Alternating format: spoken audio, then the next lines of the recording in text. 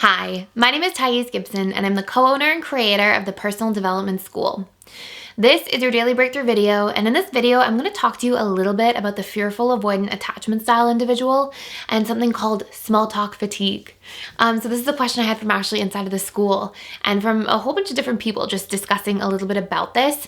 So in this video, I'm going to cover the root causes of why this takes place and actually something you can do as a strategy to get yourself out of a situation that's disempowering, but also maintain relationships with different people and be able to adapt and sort of shift in your environment. So we will do a deep dive into this. Before I get started, we also are doing our lifetime memberships. We've launched them for the month of September. They're 50% off literally just for this month, and we have all these amazing payment plans available, so it's super affordable.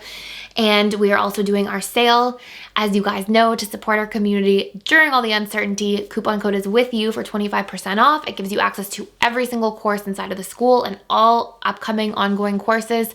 So does the lifetime membership. And the coupon code is with you.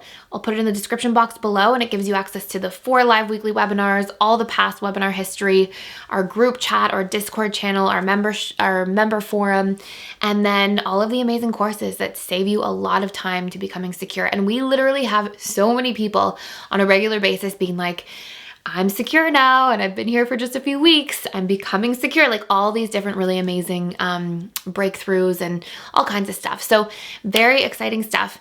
Let's talk about this. So first and foremost, usually it's quite common for fearful avoidants to be almost like small talk averse. And this is something known for introverts as a general rule to a certain degree.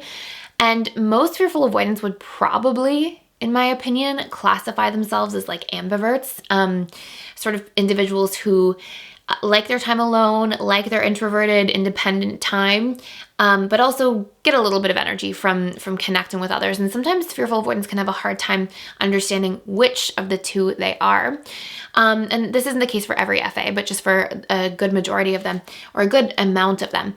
And so what you want to recognize here that can be interesting is number one, that part of the side of you that might be drained by people is probably because you're taking on a lot of people's like emotions and expectations, and you're a little bit hypervigilant around people, and that can just naturally put you in a bit of a fight or flight mode, sympathetic nervous system mode, where you produce a little bit of excess cortisol, and that actually tires your physiology out faster. So that's one thing to note.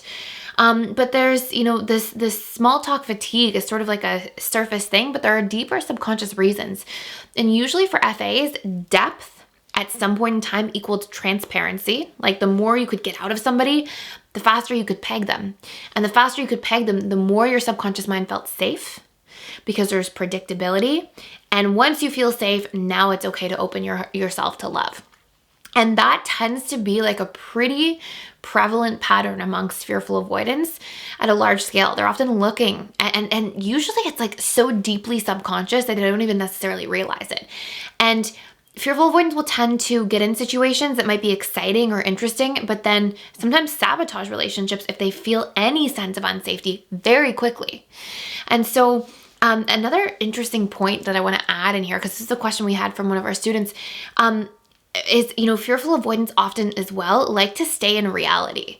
And I notice this is a pretty profound pattern compared to other attachment styles, where like some attachment styles like to have these like, watch a lot of movies or, be on social media a lot more often. And I notice that while fearful avoidants can have a relationship to that, they usually like to be, they're all about like documentaries or learning or, even like reality TV, things that are related to like human behavior, because they so badly want to know and understand the dynamics of things so that they can feel connected, so that they can feel safe in order to connect.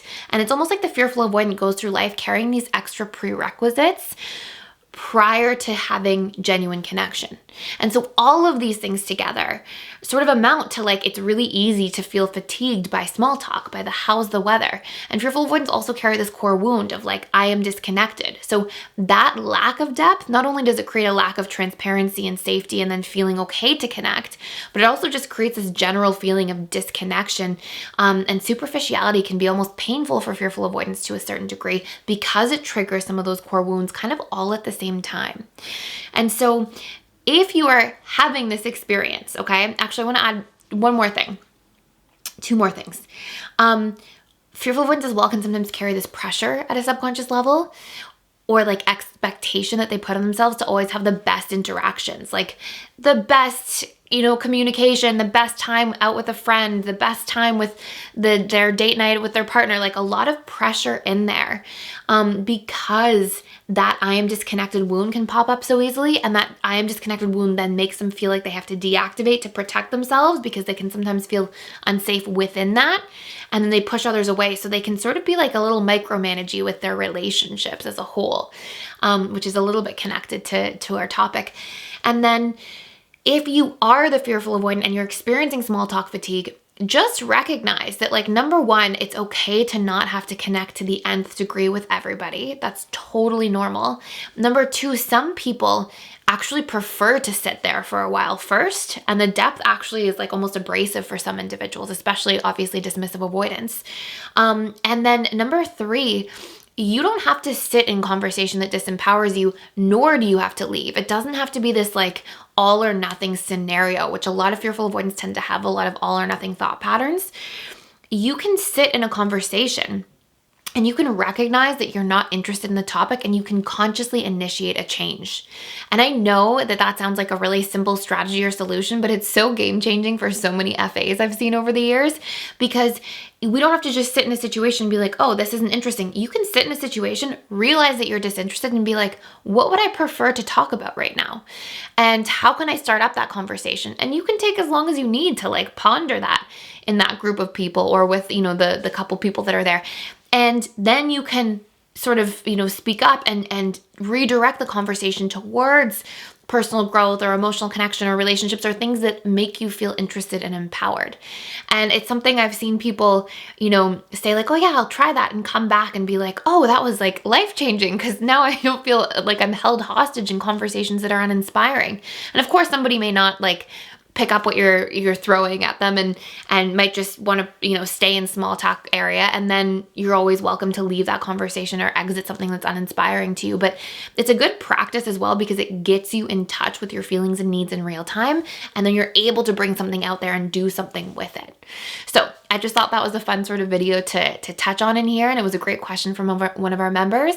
So I hope that this was helpful to you. Thank you so much for watching, for being here. Please like, share, and subscribe, and I will see you in the next video.